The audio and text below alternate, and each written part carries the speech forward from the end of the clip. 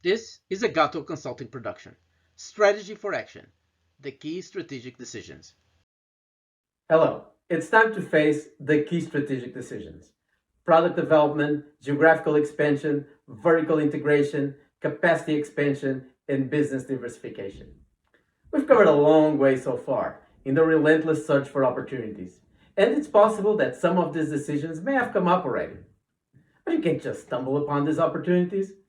You have to cover these big choices the right way.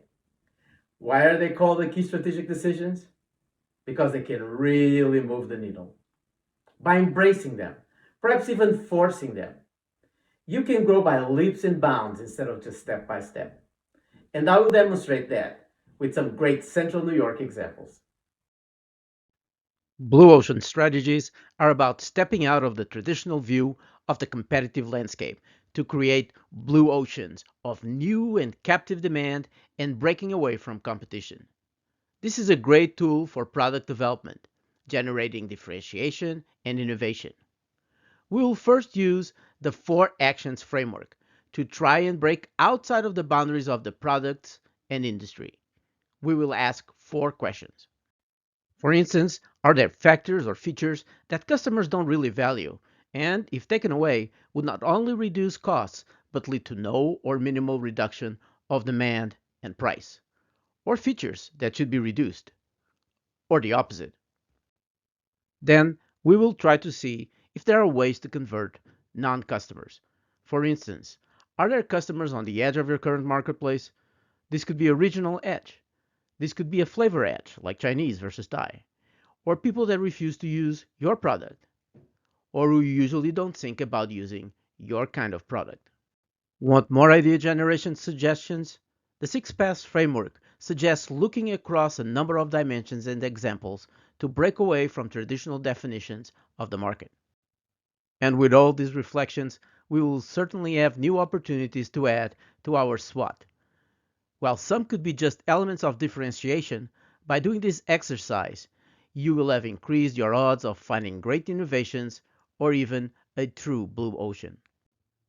With these exercises, as well as the previous product and market analysis, let's redesign the product/markets matrix with the largest opportunities identified in the SWOT, yet thinking one more time of ways to really make a difference in customers' willingness to pay through innovation or maybe considering new or unexplored usage opportunities, which is often a way to increase demand for a product.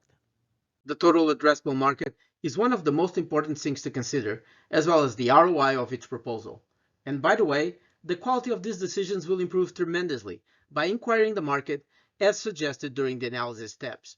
So, maybe you decide to abandon certain products or even segments. Likely, you will decide to enter new segments or come up with new products, possibly to become more relevant in your target segments. At this point, you will likely have to develop a marketing plan. We can help with that too, and I personally suggest Philip Kotler's framework. As you do it, you need to make sure you are being consistent with your strategy. One of the main considerations being the positioning you assume in terms of the 4 Ps versus the positioning of your main competitors. JMA Wireless was founded in Syracuse in 2012 and could be an example for many reasons. It has expanded geographically to 14 offices across the US and Italy, and it just expanded its capacity to a new 5G $100 million plant. But it has been product development that has driven its growth, continuously releasing new products, including some important innovations, as it moved from more of a hardware company to a software-based 5G solution provider. JMA has reached about $400 million in sales and 1,000 employees. We would say that only 10 years after the company started, the greatest Syracuse landmark would be renamed the JMA Wireless Dome.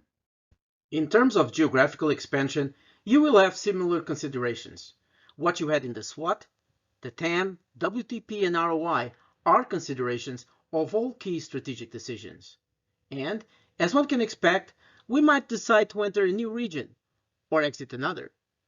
We may study international opportunities, and more market information might be needed. Raymer and Flanigan is the largest furniture retailer in the Northeast. It was founded in 1946 in Syracuse, where it's still based, but only in the last 25 years did it start its geographical expansion, opening over 110 stores in its nearby states. More than three-fourths of the stores today are out of state, and Raymore and Flanagan has reached 1.2 billion in sales and more than 6,000 employees. Vertical integration is about integrating activities into your value chain that are currently being done by your suppliers or buyers, or outsourcing them downstream or upstream. The whole point is to increase value through synergies from integrating the activity or flexibility gained by outsourcing it, assessing new know-how, assuring supply chain or demand and its economies of scale, and possibly increasing the ability to differentiate, all in accordance with our guidelines, of course. Burn Dairy is a great example of vertical integration.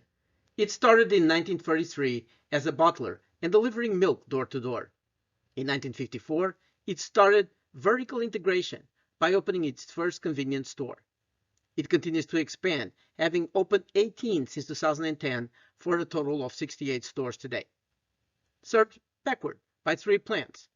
The last one opened in 2018.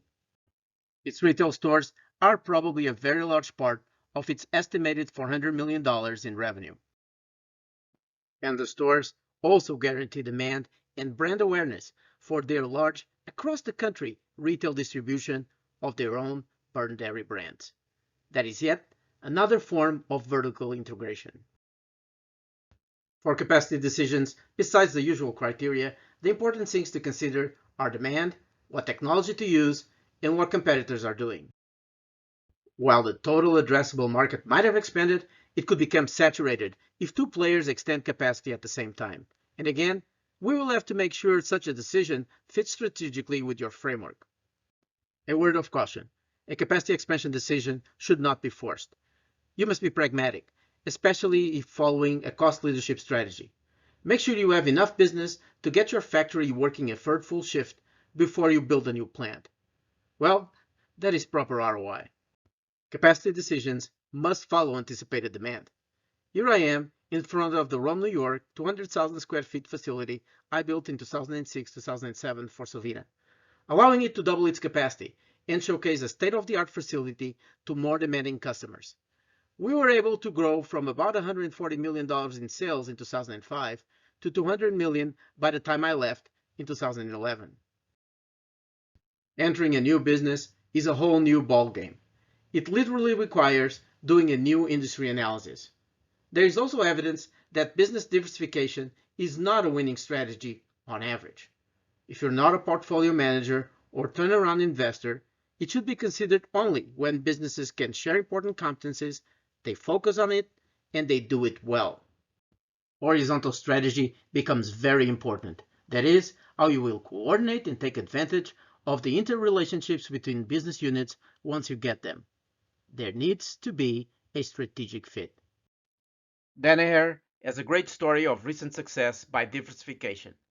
It does focus on three areas, but they are different: life sciences, diagnostics, and environmental and applied solutions. While you can think there's not a lot in common between, say, diagnostics and environmental sciences, when you consider Danaher defines itself as a purpose-driven science and technology leader, you start seeing the common theme. Its diversification strategy is fueled by aggressive M&A that consolidates core competencies in science and technology in these three areas and pushes for innovation all of the time. And then there's the famous Danaher business system, which they consider their competitive advantage, a process spawned from continuous improvement that is pervasive in all they do, including how they share information, develop people, and go about M&A, particularly the integration process. Danaher has evolved tremendously through business diversification in the last 22 years. Sales, 6.8 billion in 2000, have multiplied by 8 to current 31 billion. No matter what the metric is, the numbers are just astonishing. As of November 2023, Danaher is worth about $150 billion and has 81,000 employees, hundreds of them in Cortland, New York, after its acquisition of Paul in 2015. We've gone through 5 key strategic decisions with this framework. It's time to add a sixth and last one, which I consider an enabling decision: corporate development, or how to go about those previous decisions. Are you going to do it internally or externally? Well, some might not be an opportunity at all. Some are more likely to be done internally. Others will require looking outside of the firm. And some may require a mix of internal and external. And whether organic or not, there are usually several options. And the 23 plus tools the Strategy for Action framework has to find opportunities are now complete with the 6 key strategic decisions. The big choices that can really move the needle for your company. We are now ready to wrap up the strategy on the next video. Before we go, a reminder to go to the toolset page of our website. It has all the tools that support this video and will allow you to implement the framework. www.strategyforaction.com/toolset. This is a Gato Consulting production. I hope you enjoyed this video. If you did, please subscribe. There are plenty of new videos coming up.